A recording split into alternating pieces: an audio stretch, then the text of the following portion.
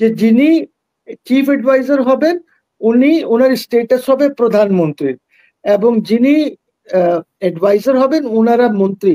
এইখানে তো ওই সংবিধানের 13th অ্যামেন্ডমেন্ট তো ওইভাবে নিয়ে ফেলেন, লোককে অ্যারেস্ট করেন, কিন্তু এই যে 2-4 কোটি লোক ওনার যে হৃদয়ের মধ্যে, ওই লোকজনের জনগণের হৃদয়ের মধ্যে যে আছে সেটা তো বের করতে পারবেন না।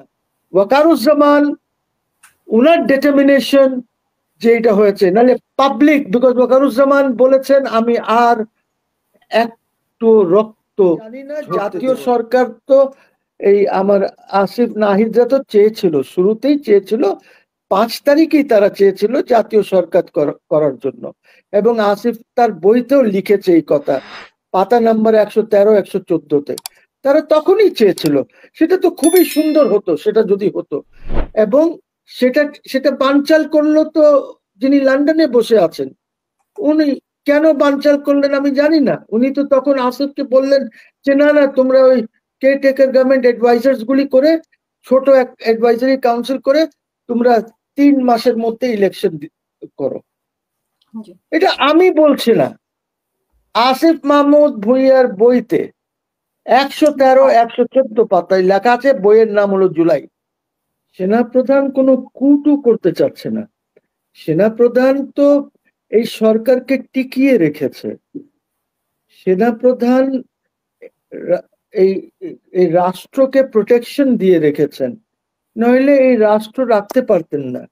ওনার প্রায় 30,000 ফোর্স ওনার মাঠে আছে, জনগণকে সিকিউরিটি দিচ্ছে। উনি তো ক্ষমতা নেওয়ার জন্য নাই, উনি ক্ষমতা নেবেন না এইটা আমি আপনাকে বলতে পারি, কিন্তু যেটা হতে পারে সেটা হয়তো কিছু ঘটতে পারে উইদাউট সেনা প্রধান গোয়িং ইনটু ক্ষমতা। ইউসি, আমি যেমন বলি হয়তো দেশে ইমার্জেন্সি হতে পারে, ল অ্যান্ড অর্ডার সিচুয়েশন যা আছে, দেশে ইমার্জেন্সি রাষ্ট্রপতি ডিক্লেয়ার করতে পারেন। রাষ্ট্রপতি এই সরকারটাকে ডিসমিস করে দিতে পারেন, বিকজ ওরা তো অ্যাডভাইজার, ওরা তো মন্ত্রী না, ওরা অ্যাডভাইজার। এবং কোথাও বলা নাই দ্যাট অ্যাডভাইজারের স্টেটাস হবে মন্ত্রীর বা চিফ অ্যাডভাইজারের স্টেটাস হবে প্রাইম মিনিস্টারের।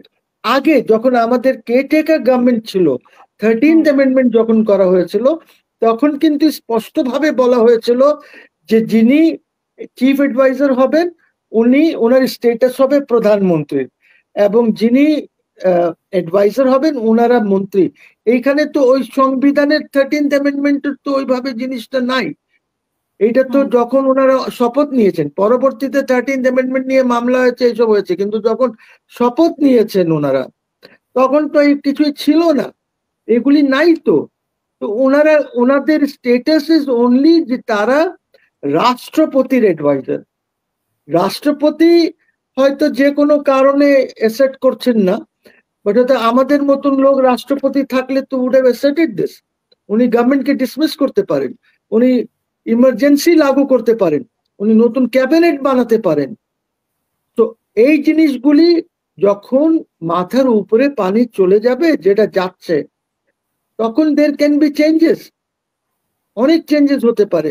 আমাদেরকে খেয়াল রাখতে হবে এই দেশে আপনার 2টা কবর আছে, একটা টুঙ্গিপাড়ায়, একটা ক্রিসেন্ট লেকে।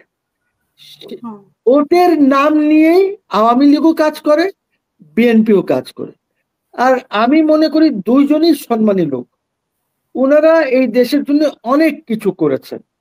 হয়তো একজনকে আপনি ঘোষক বলতে চাইলে বলেন, আর একজন কিন্তু এই 25-30 বছর আন্দোলন করেছেন, জেল খেটেছেন, তারপরে বাংলাদেশকে স্বাধীনতার দিকে নিয়ে গেছেন। হয়তো উনি দেশে ছিলেন না যখন স্বাধীন, হয়তো উনি নিজেকে ধরিয়ে দিয়েছেন, হয়তো আমি জানি না এগুলি, কিন্তু আপনি একটা এই দুইজনের অনেক পাবলিক সাপোর্ট আছে।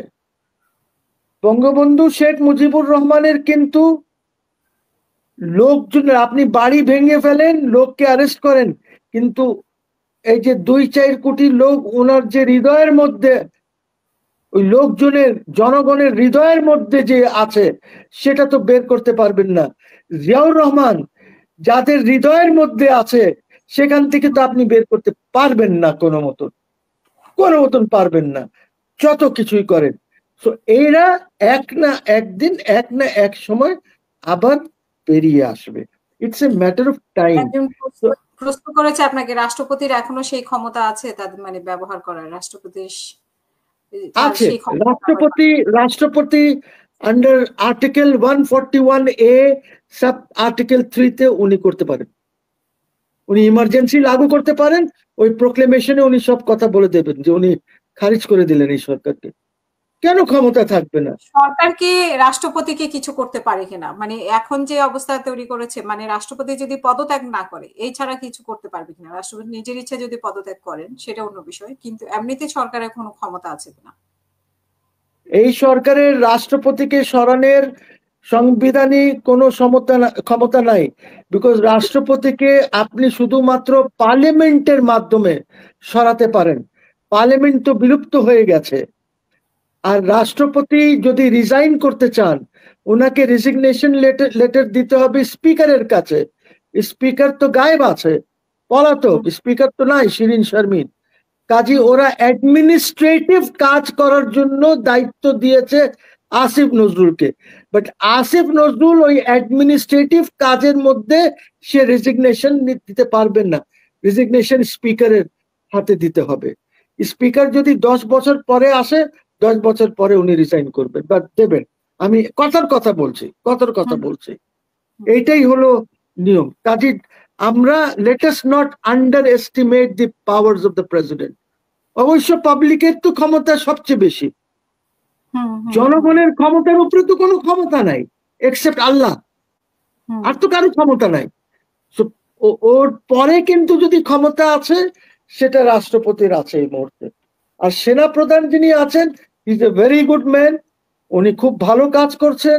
ওনাকে বাইরের থেকে হুমকি ধুমকি দেয়, ওই যে ভিডিও যে বানায় যারা, ওরা ওনাকে খারাপ লোক বলে, কিন্তু চিন্তা করে না যে যদি ওয়াকারুজ্জামান যে ডিসিশনটা নিলেন 5 তারিখে, ওই ডিসিশন যদি উনি না নিতেন তাহলে কারোর বাপের ছিল না যে শেখ হাসিনাকে সরাতে পারত। ইট ইজ অনলি ওয়াকারুজ্জামান, উনার ডিটারমিনেশন যে এটা হয়েছে। নাহলে পাবলিক, বিকজ ওয়াকারুজ্জামান বলেছেন আমি আর একটু রক্ত ঝরতে দেব না।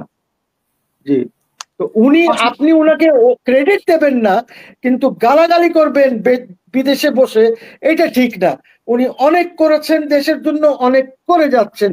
উনি যে সাম্বাল দিয়ে রেখেছেন, আপনি চিন্তা করেন যদি এই আর্মির লোকজন যদি উইথড্র করে নেন, ব্যারেক্সে নিয়ে যান, তাহলে কি অবস্থা হবে দাঁড়ান।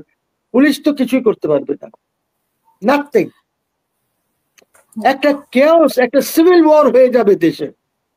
আর এটা খেয়াল রাখবেন যে once you go into a civil war, এরকম মারামারি কাটাকাটি যদি দেশে শুরু হয়, তাহলে পাশের দেশের থেকে ইন্টারভেনশন হবে, যেটা কাম্য না আমাদের। বিকজ আমরা এই দেশটাকে স্বাধীন, সার্বভৌম, সভরেন দেশ, রাষ্ট্র হিসাবে রাখতে চাই।